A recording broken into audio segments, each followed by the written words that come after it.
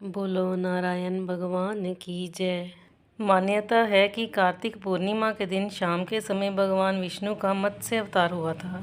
ये भी कहा जाता है कि इस दिन भगवान शिव ने त्रिपुरासुर नामक राक्षस का संहार किया था, इसलिए भगवान शिव को कहा जाता है त्रिपुरारी। इस दिन व्रत कथा और दीपदान का विशेष महत्व है। कार्तिक पूर्णिमा कथा। पौराणिक कथा के मुताबिक तारकासुर नाम का एक राक्षस था। उसके 3 पुत्र थे, तारकक्ष, कमलाक्ष और विंदुनमाली। भगवान शिव के बड़े पुत्र कार्तिकेय ने तारकासुर का वध किया। अपने पिता की हत्या की खबर सुनकर तीनों पुत्र बहुत दुखी हुए। तीनों ने मिलकर ब्रह्मा जी से वरदान मांगने के लिए घोर तपस्या की।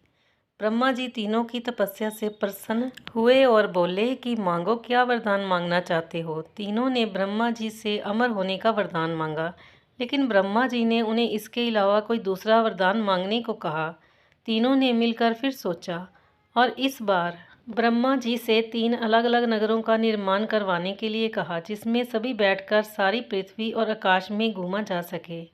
1000 साल बाद जब हम मिले और हम तीनों के नगर मिलकर एक हो जाएं, और जो देवता तीनों नगरों को एक ही बाण से नष्ट करने की क्षमता रखता हो, वही हमारी मृत्यु का कारण हो। ब्रह्मा जी ने उन्हें ये वरदान दे दिया। तीनों वरदान पाकर बहुत खुश हुए। ब्रह्मा जी के कहने पर मय दानव ने उनके लिए 3 नगरों का निर्माण किया। तारकक्ष के लिए सोने का, कमला के लिए चांदी का और विंदुनमाला के लिए लोहे का नगर बनवाया गया। तीनों ने मिलकर तीनों लोकों पर अपना अधिकार जमा लिया।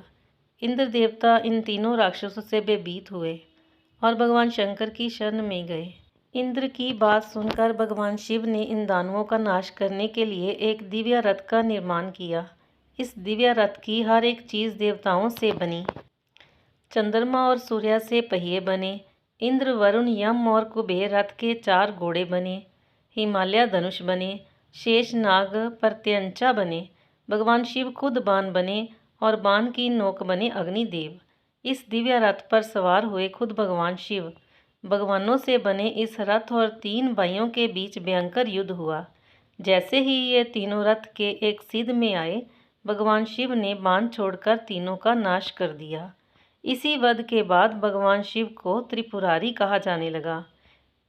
ये वध कार्तिक मास की पूर्णिमा को हुआ, इसलिए इस दिन को त्रिपुरी पूर्णिमा के नाम से जाना जाने लगा। श्री कृष्ण गोविंद हरे मुरारी, हे नाथ नारायण वासुदेवा, हे नाथ नारायण वासुदेवा, हे नाथ नारायण वासुदेवा।